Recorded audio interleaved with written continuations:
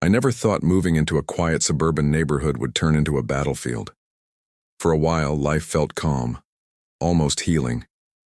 My name is Jack Dalton, a retired handler who once worked with dogs trained to sniff out bombs. Now my mission is far simpler but no less important. I live with Teddy, a golden retriever who isn't just my best friend, but my service dog. He grounds me when the noise in my head gets too loud, and he's the reason I can keep moving forward. We had peace, or at least I thought we did. That peace shattered the morning a delivery truck backfired like a rifle shot. Teddy gave a single sharp bark, pressed against me, and calmed me down, just as he was trained to do. That should have been the end of it, but it wasn't. Out stormed Karen Jordan, the HOA president, queen of perfect lawns and mailbox inspections. She glared at me like I had committed a crime. "Your animal is out of control," she snapped loud enough for the neighbors to hear. It was absurd. Teddy had barked once. But when Karen made up her mind, truth didn't matter.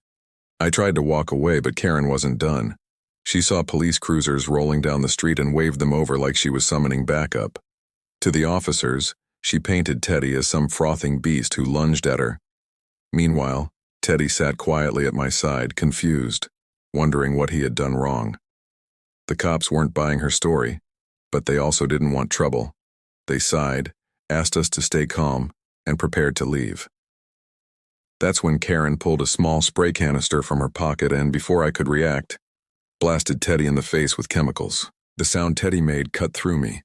He yelped, pawing at his eyes in agony. I dropped to my knees, flushing his face with water, rage burning in my chest.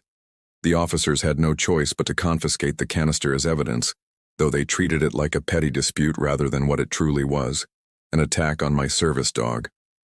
Karen smirked as though she had won something. That day I realized this wasn't just a bad encounter. It was the start of a war, and Karen had no idea who she had just picked a fight with. The very next morning, animal control showed up at my door. My stomach dropped as the officer read the report.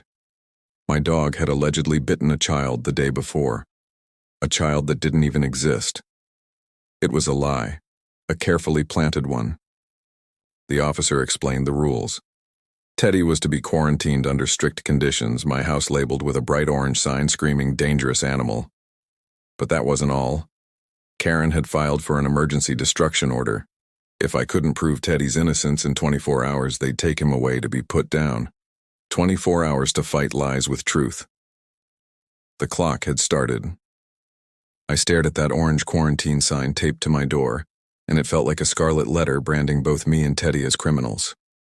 Neighbors peeked through curtains, some with pity, others with judgment.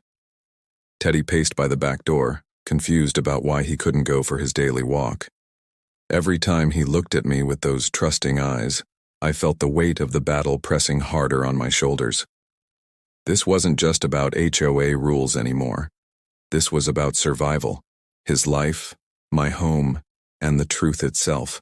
I knew Karen's lies wouldn't hold up if I had proof. So I set out on a mission: evidence. My neighborhood was covered in doorbell cameras and security systems. Surely someone had caught what happened on video. I went house to house, knocking on doors, explaining the situation. But one by one, neighbors turned me away. The Millers made excuses about expired subscriptions.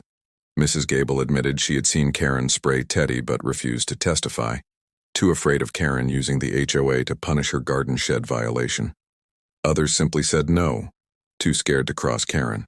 When I knocked on Duke's door, the man whose camera had the perfect angle, he flat out lied to my face, claimed his camera was broken, though I could see the green light blinking strong.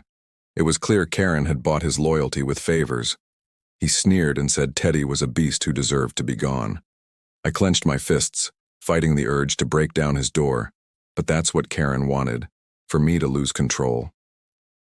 So I walked away empty-handed, the clock ticking louder in my ears. 22 hours left and I had nothing. Desperation pushed me to act methodically like I had in the service. I gathered what little evidence I had: the photos of Teddy's swollen eyes, the confiscated spray can, and even a fake ordinance flyer Karen's cronies had taped to my door at midnight. Then I went to animal control myself. I laid the folder on the counter in front of Supervisor Kim, a woman who looked weary but sharp. She glanced at the papers, then looked me in the eye. "If you're telling the truth, I'll hold this order until midnight. But I need credible evidence fast." Midnight. The deadline etched itself into my mind like a countdown to detonation. That evening, the battle escalated again. An official email from the HOA hit my inbox, listing violations and thousands of dollars in fines. Worse, they threatened foreclosure if I didn't pay.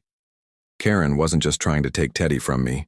She wanted my home too, my sanctuary, my place of healing. For a moment, I almost broke.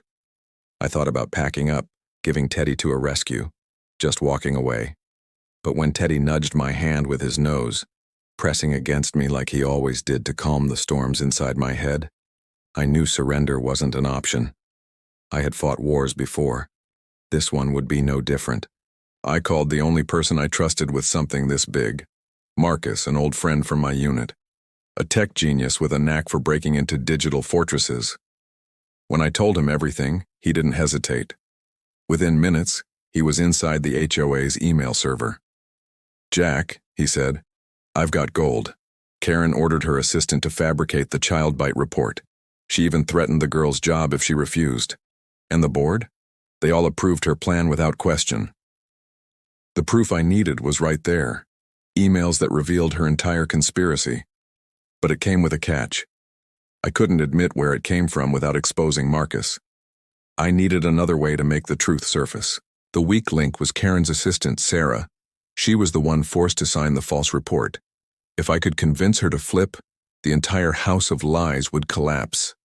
And as fate would have it, I got my chance the very next day, when her little dog slipped out of Karen's gate, bolting toward the saint. The plan came together quickly. That night, the HOA had scheduled an emergency meeting at the clubhouse, a staged performance meant to crucify me in front of the neighborhood and rubber stamp my eviction. Karen was ready with her binder full of fake evidence, but this time I wasn't walking in defenseless. Sarah had flipped. Marcus was ready with tech support, and for the first time, I felt like I wasn't standing alone. The room was packed with neighbors, officers at the doors, and Karen sitting at the front like a queen on her throne. She opened with venom, declaring Teddy a dangerous animal who had attacked a child and that I had violated community standards. For a moment, the crowd seemed to nod along. It was the same fear Karen had ruled with for years. But when I stood and calmly asked for the name of the child, the police report, or any hospital record, silence filled the room. Karen's lies began to wobble under the weight of logic, and then the real blow came. Sarah rose to her feet, trembling but determined. "There was no child," she said, her voice ringing through the clubhouse. "Jack's dog never bit anyone. Karen forced me to file a false report. She threatened my job. She wrote the statement herself." Gasps rippled through the room. Karen turned pale, sputtering accusations, but her control was slipping. Marcus stood and announced that the meeting was being live-streamed, hundreds already watching, including local news. Suddenly, Karen's fortress of fear crumbled brick by brick in front of everyone.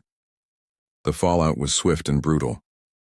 Animal control dropped all charges against Teddy, the quarantine order was lifted, and Karen's so-called emergency destruction order was voided.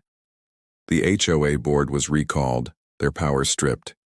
In court, the judge didn't just side with me. She called Karen's actions malicious, vindictive, and criminal. Karen faced charges for false reports, perjury, and cruelty. Her empire of control collapsed, and she left town in disgrace. The neighbors who once hid behind curtains now stood beside me, finally free from her reign of fear. But the true victory wasn't mine. It was Teddy's. He had endured pain, fear, and lies, yet never stopped being my anchor. The community honored him with something more meaningful than any fine or judgment, a park named in his honor. Teddy's Park, the sign read, as the mayor placed a medal around his neck while neighbors cheered. That night, as we walked through the park that now bore his name, I thought back to the question that haunted me since this began. How far will a man go to defend his own? The answer was simple: as far as it takes, reet as a delivery van came barreling down. Instinct took over. I vaulted the fence and scooped the terrified dog up seconds before disaster. When I handed him back, Sarah's eyes filled with guilt and gratitude. That was the moment I gave her a choice. Keep living in fear of Karen, or stand with me and tell the truth. Her voice trembled, but she nodded. The tide had turned,